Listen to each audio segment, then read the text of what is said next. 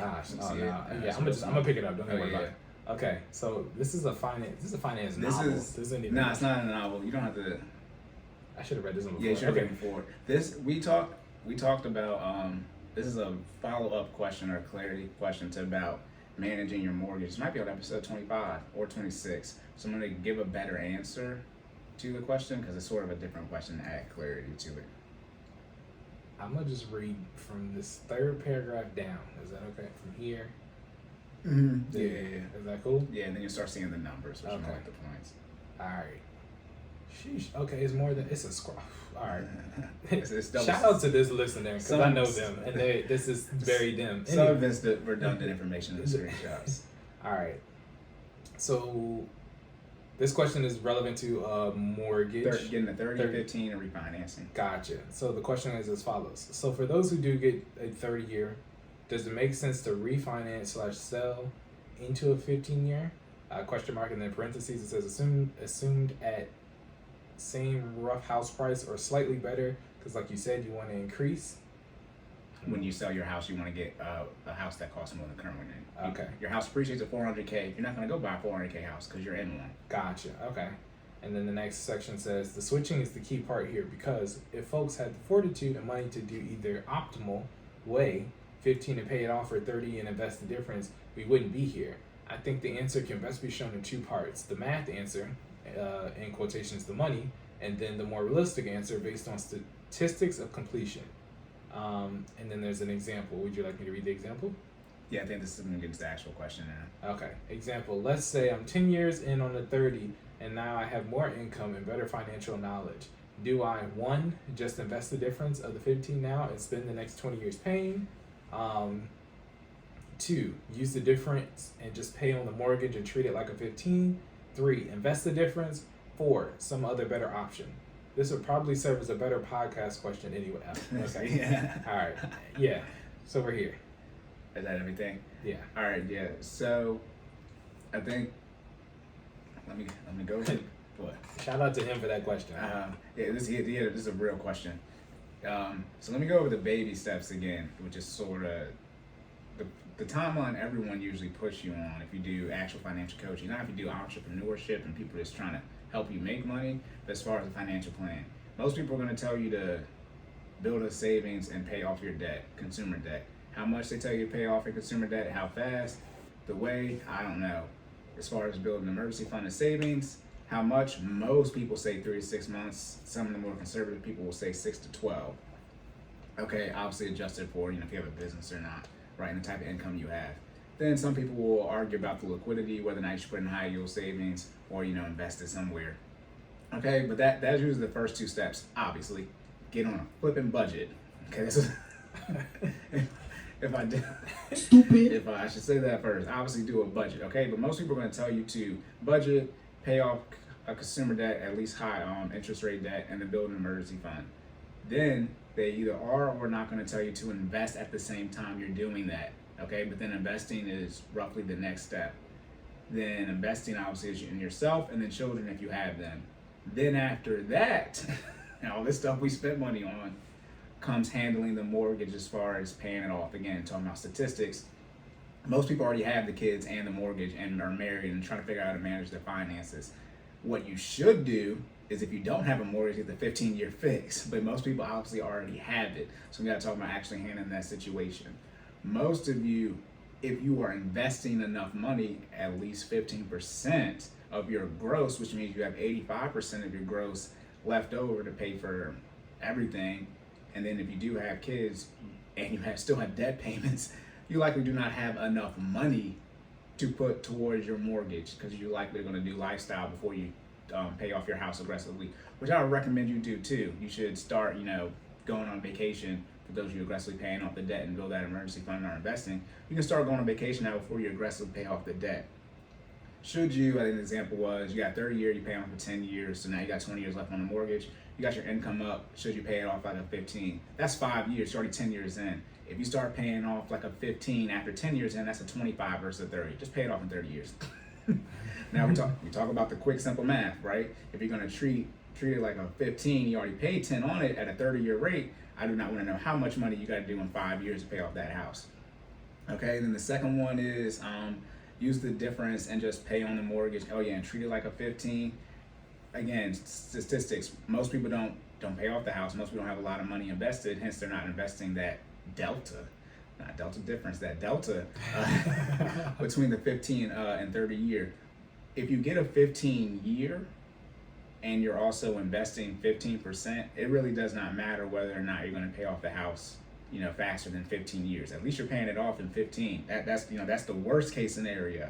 I recommend the longest you take is pay it off in 15 years. So if you're investing, you're 15% or even more, and obviously you're married, whatever lifestyle you want to live, you're doing that and that's straight. And the third one is invest the difference. Yeah, I mean, you can invest the difference. The question is, again, like I said, this mortgage is the last step. What does your education savings account at 529, college savings account for your kids look like? What does your retirement look like? What does your emergency fund look like? What does your debt look like? Because if you do it, I wouldn't say out of order, but out of this order, right? What's the right order?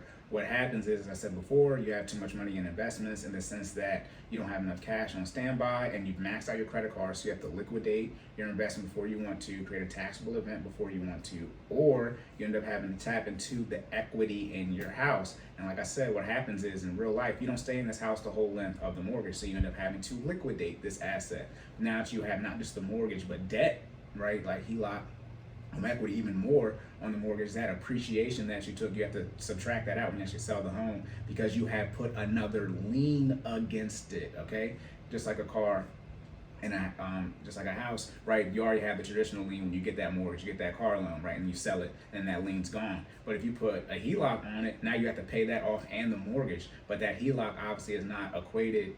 It is equated to your appreciation, but you took it out. That's the the home. Think about it. If you're trying to make use of your equity in your house, when you sell it, you can't take out a HELOC or a home equity because you just took out the appreciation. Usually it's up to 80%. But again, most people don't live in very large houses. But as far as 500, a million plus. But let's say your house is $500,000, right? And let's say you have 100K in equity, you can take out 80K. What are you doing with 80? What do you need $80,000 for? Then remember I talked about this too. The issue is, well, I really say you get the 15 year because the 30 years what you can qualify for, not what you can afford, but it allows you to get a bigger house. Y'all can't afford the maintenance. So what happens is you don't have the proper maintenance, or what you do, you take out these HELOCs to redo the kitchen or the bathrooms, right, and put that into the house. But then if you don't do the proper maintenance when you sell the house to the buyer, right, it's not in this housing market, but when things go back to normal, the buyer isn't, they're not gonna be like, yo, we gotta take the house down. So look, all this work we gotta do that you didn't do, right? You didn't upkeep. It's the same thing with your car, which you guys understand. You guys understand that with your car, you don't take care of your car, you're gonna have to sell it at a lower price. It's the same way with the house. Usually housing market obviously very different than the car one, but it's the same concept as far as upkeep for things. And then the fourth option literally says some other better Is there some other better option? I mean, it all depends on how your mental makeup, how much you want to get into real estate. For those of you that are into the leverage, then yeah, y'all gonna take out that 30 years. Some of y'all who are veterans, y'all gonna do that VA loan, take out that 0%, and y'all gonna keep your cash on hand to invest in other appreciating things. But again, like the first part of this question, the data and statistics, I mean, where the money at? People do make money in real estate. The amount of leverage or risk, and I do mean risk as in debt y'all take out to get a couple $100 a month, that is your life. Do what you want to do with it. But at some point in time, especially in the Black community, when does this outright ownership come into play? And then that's the thing, y'all say y'all don't want to wait until you're, I just realized that this is epiphany right now. Y'all say y'all don't want to wait, like the 401k Roth IRA. Y'all don't want to wait until your 50s and 60s, but you're taking all these 30-year mortgages. I know you get some, income ahead of time, but you're not. Y'all think y'all?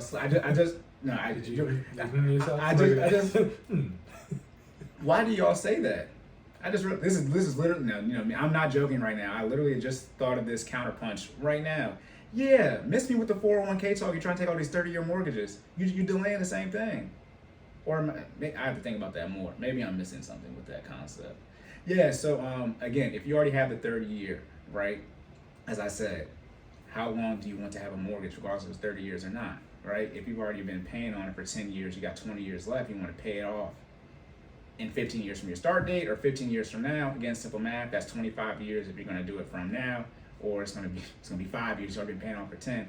But also number two, and this is why y'all need to get on a plan, the longer you wait to pay it off at a 15-year pace or whatever pace you want to pay it off of, even if you have a 15, you want to pay off in 5, the longer you wait to get on that schedule to pay it off, the more money you're going to have to put towards the loan, because that interest is accruing at that 15 or at that 30-year rate. So again, I can't tell y'all what to do just in a general question. I told this person what to do, but in a general question, it's like, I don't know how long y'all want to wait to pay off a mortgage. Y'all usually treat a mortgage like a definition of mortgage, Jordan. Death march. He said it twice. Death pledge? Yes, it's funny because you said the same wrong answer twice. What do you be thinking about? It's not death. It's not death march. It's a death pledge. Yeah, but you said last time I asked you said death march too. Because in my head I've already defined mortgage as death march. Marching to your doom. Yeah, I mean you could view it like that, but I'll just let it ride when you say that. But it's death pledge. But yeah, I mean, what's the difference between marching and pledge? Anyways, a march sounds like never mind, into World War II type of stuff. I can't say that person's name, but yeah, that's what that's like. Anyways, a lot of y'all treat the mortgage like a death pledge. You get it 30 years, okay? Then you pay off for 10, you get another 30 years. That's what we're talking about, the appreciation in the house. As far as when you move out, you want to move up in house. You have a 300K house, right? And it's appreciated to 400K. You're not going to move into a 400K house because you were already in one. So you're probably going to move into a $500,000 or $600,000 one. And essentially what you're going to do is say you have 200K in equity, right? And let's say, you got your mortgage payment on your $300,000 mortgage. You're going to take that 200K in equity, right? Sell the house for 4, get 200K in equity. And what you're going to do is get what? Another 30-year, $300,000 mortgage, because they're going to sell it to you and getting the loan is, your payment's going to be the same. Or, we give you a little bit lower interest rate. And now you're another 30-year with a larger house. Now, obviously, your income goes up, but usually, let's be clear, most people's income in mass, not even on average, in mass doesn't go up enough to go up 200K in a house. That's not how it works in America. The income isn't high enough. So, yeah, I got $200,000, Cory. You told me when you saw the house? Mm-hmm. Yeah, you homeless too, fool. I thought you were trying to make a point. Are you joking? Yeah, you didn't see this. I was like, okay, you homeless. Yeah, and then also too, a lot of people get caught up with this. You do this usually when you're selling the house, but you make it contingent on the sale of your home. It's a lot financially. It's how you got to put into work, but it's a lot easier to buy another house when you don't need to sell your current house to get the other one. That's a whole other different type of bag talk. But there are plenty of people. Or how about this? Not that you have to move, but you got to move. Let's say I've got 4 kids. You're supposed to have 2, then it's been 3 years, and now you got 2 more, right? So, all right, and so your 3-bedroom is not you could work it with 3 kids, get a little small one, but your 3-bedroom's not going to work out. So now you got to get this other house. That isn't a very big financial decision, but it's an emotional one now, and it's that's a lot to manage. So yeah, I wouldn't. Again, if you're already in it, I would just work the other stuff first. Debt payoff, emergency fund, investing.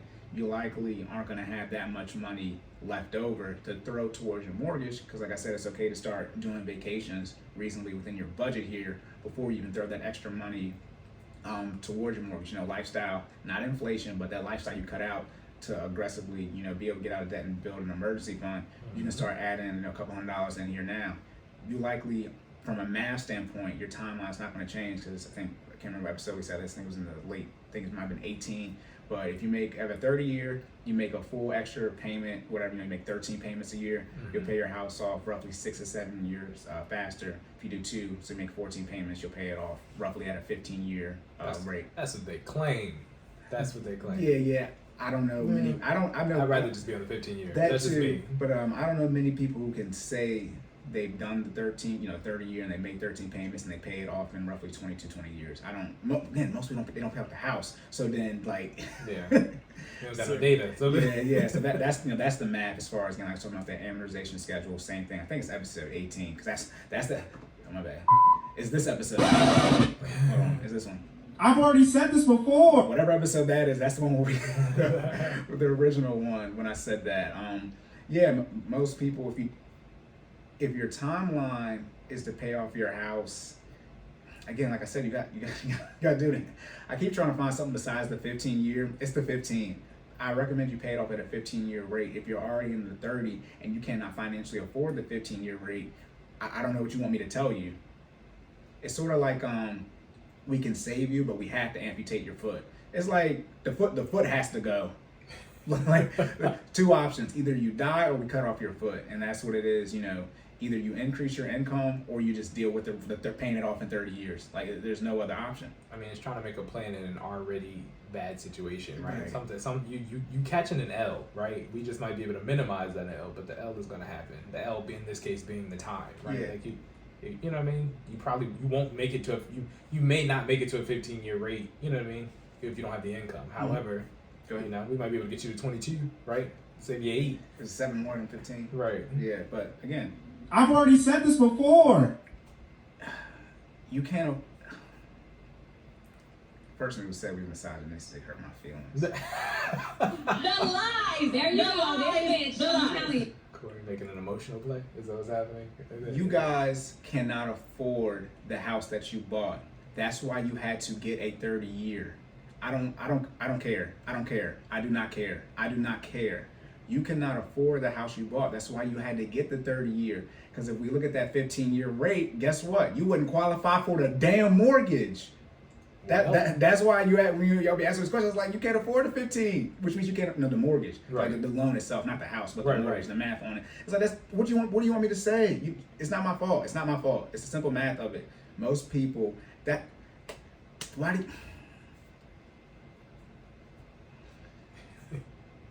again, the bank will make more money if you pay a 30-year than a 15-year, because they're going to make their money on that interest, right? If they do mainly 15 years, they're going to make less money, which is going to make it harder for them to stay in business, and it's going to make it harder for me to get my loan after Jordan got his. This is not, see, now I'm giving y'all clients, now I'm giving y'all paid for information. Hey. This is the stuff, we're talking about economics. I never told you it's banking, it's financing and accounting, and then it's economics. We don't get into economics because that's the variable part. Hey, y'all better write down 47 minutes and 40 seconds. Okay, go ahead, Cory. No, you're good. That's the variable part, economics. Y'all don't understand how the economy overall, but that particular part of the economy is set up. Again, the banks mainly make money. Obviously, you make a deposit and they loan out your money, they make more, but they make most of their money from the interest that you pay them. So why wouldn't they want you to pay them, right, or be in debt servitude to them as long as possible? And then, like I said, if I want to get a loan, right, I need Jordan to pay as much money as possible, because that interest he's paying, that turns around, not directly, that turns around, and that's how I'm able to get my loan. Right.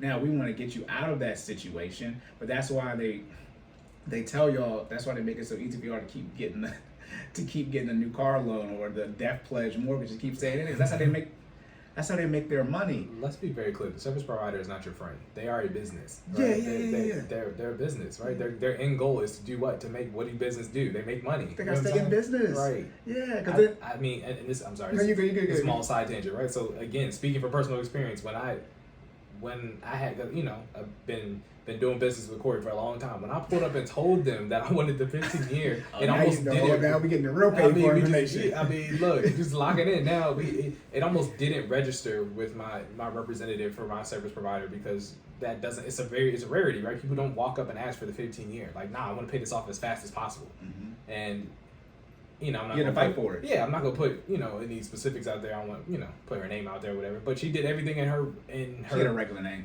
Yeah. She had a regular name. Yeah. She did. I mean, it's a billionaire, you know, this person's name yeah. out there. But I mean, she did everything in her salesman bag to make sure, to try to get me out of the 15-year. Well, you can just do a 30 and pay the same thing Cory was saying. You can pay that extra payment, or if you really want to, you can pay an extra 2 payments and treat like a 50. Or I could just get the 15-year person I'm dealing with, okay? Or, you know, like, stop. Again, it's a sales tactic, right?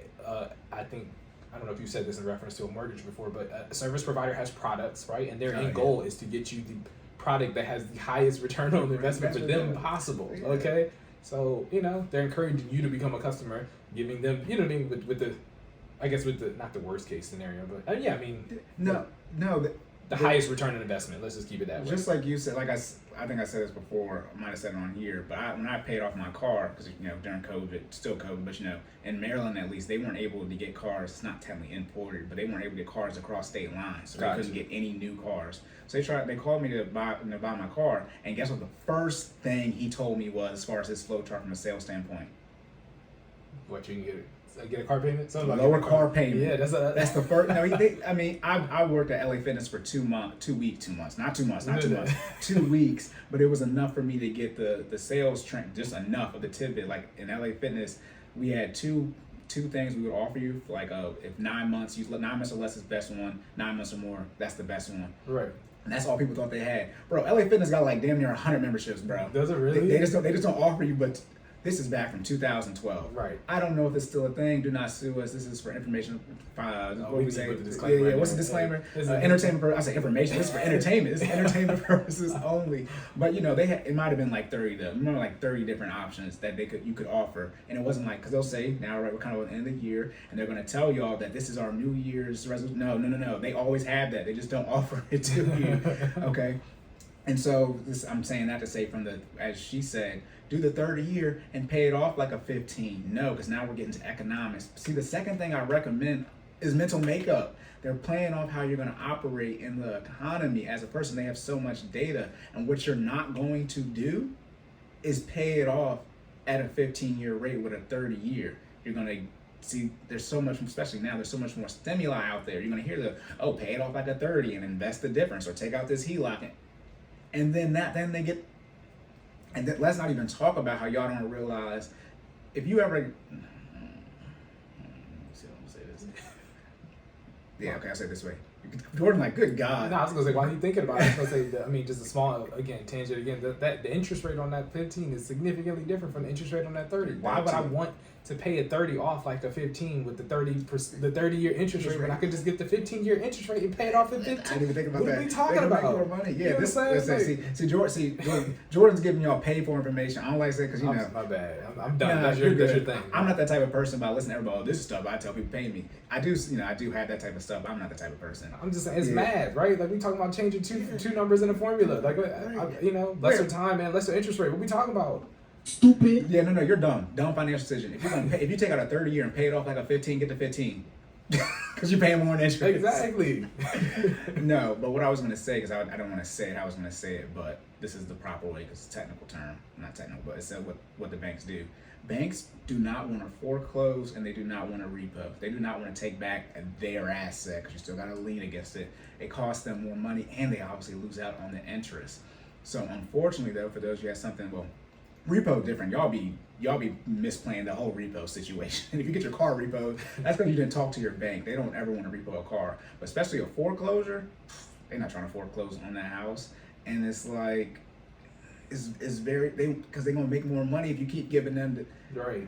See, now we're talking about client in right here. This is because now, as we get into banking stuff, we're getting into what I right now. I was a professional at this. So, I mean, this is that I know, and as Jordan, see, I got resources. So this is where you contact Sideline Adventures. Yeah, the point for you. When we switch over into banking, I'm not giving an opinion. Gotcha. As my immediate circle knows, but when I think I said something in a meeting on Saturday yesterday, if you lose your job, right, the first person you contact is the bank and utility company, not your spouse. Why? You guys will be surprised, because the banks don't want to take none of your stuff. They will work with you, and they won't reduce your payment in the system. Mm-hmm. They will notate your account on some type of agreement you come to them with, saying, hey, this is why you need to be on a budget, right? You'll show them your budget, and then they'll understand how much money you have, and they're like, all right, look, you give us a significantly reduced amount of what your minimum payment is, at a particular date per month, and as long as you do that, we will notate that your account is still in good standing. That's usually 2, 3. It's not obvious forever, right? But it's essentially what happened during COVID. Banks now it went to zero. It went to $0 during the pandemic. Right. Pre-pandemic, it was always a thing. Y'all just didn't know, because y'all be out here financially arrogant, and y'all just be doing what y'all want to do. But like, a lot of times, the reason your stuff got repoed or taken, you get denied services, all this stuff on your bank account, is literally because you didn't contact your bank. There again, I'm speaking from, I did it. I just feel like the mentality for a lot of people is the opposite when they're in that situation. I feel like the first thing people do is try to run from the bank. Like, they want their money still. Like, let me avoid them. And it's like, or be an adult and have a conversation. Like, you know what I mean? Let's put it this way: they're gonna get their asset or their money, right? That's inevitable. So have a conversation. I mean, I'm not a professional, like, you know. And I feel like Cory was. You know what I'm saying? You know, but at the same time, I mean, logically that makes more sense, right? Just talk to the people that I owe money to, because I mean, they're where life happens, right? We're not robots out here. I don't think, not yet. I mean, Metaverse, yeah, shout out to Facebook. Right. Did you see that they a company in Arizona? I did. Yeah, okay, Listen, they about to come up. Either that or they're gonna change the They name. want more than 20 mil for that joint. Bruh. Anyways, though, to get on track. The bank one will make more money with you having to pay all those fees, and the bank, like they'll make even more money if they'll make even more money if you keep the loan, right? And now you got paid in fees, right? And now you got even more interest because your fees actually get a bit lumped into the loans. Now we're talking about compound interest, but the wrong way this time. But yeah, a lot of people are still talking about coming to the bank or not. It's nothing like people. I never did this. I never called there'll be a notation. Somebody got a repo. They're like, call us and let us know. I ain't no snitch, but people will have a repo out on their car and they come to the bank or the credit union. Oh no! And it's like, well, how did you get here?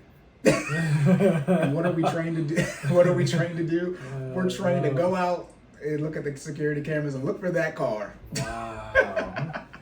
That's how stupid some people are. They will come. You can go. It's different. It's not. It's, say you got your loan at Bank of America, you go to Wells Fargo. Right. Some of these fools will go to Bank of America with the repo out in their car, and they don't have the car there, but some do, right. And guess what we're trying to do.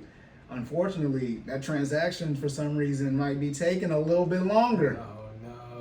I swear. See, that's what I'm talking. See, that's what I'm talking about. Like, the inside scoop. Yeah. Now I'm telling you how it works. You don't rob a bank and then come back with the getaway vehicle to make a withdrawal. Like, it don't work like that. It's just like this is not Inside Man. Denzel Washington, what's his name? Guy from 300. Don't do that. You are not walking out the front door after you. Gerard Butler. Yeah, Gerard Butler. Yeah. So the rabbit. If you already have the house in order.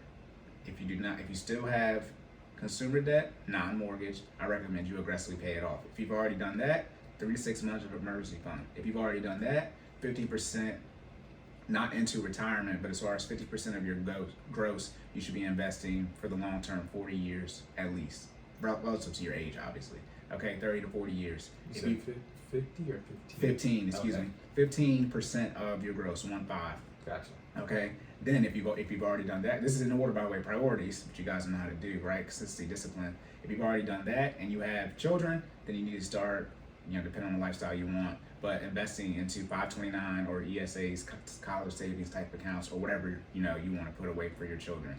If you've already done that as well, then you start bumping up your lifestyle, right? You can do what you want, but you start saving for vacations, you start going out to eat, whatever stuff you cut out, if you chose to cut it out, to aggressively pay off debt and build an emergency fund. Okay, if you've done all six of those things, and you still have money left, then you look at putting it towards your mortgage, and you define, when do I want to pay off my mortgage? If it's 30 years, you got a 30 year, then pay it off in 30 years. If it's 15, you don't have a 15, you have a 30. Either decide you want to pay it off, in 15 years from this date, or just 15 years total. You already had a mortgage for 10 years, so you got to pay it off in 5. But again, like I said, a lot of you wouldn't qualify for the 15 year. You might, as time goes on, your income increases, but a lot of you would not qualify for the 15 year fixed rate for the house that you have. It would be, or you wouldn't want that payment, however you want to look at it. Oh, yeah. But a lot of you probably wouldn't qualify. It's roughly $500 per $100,000, and the difference might be $750. So a 30 year would be. It depends on the interest rate significantly, but the interest rate roughly like 4%, which is not now. I think the difference on mine was about 6. 6. Yeah, which is about right. It's about half of that 4%. Yeah, that's about right. It's hundreds of dollars difference, but when the interest rates go back up, which they will, because they're low right now, some of you might be looking at almost $1,000 difference in between those two payments, which is like, nope. So yep, locked and loaded. Oh. Hey, did we run that? Did we run out of ammunition? Change the clip. Hey, all right. Wrap up.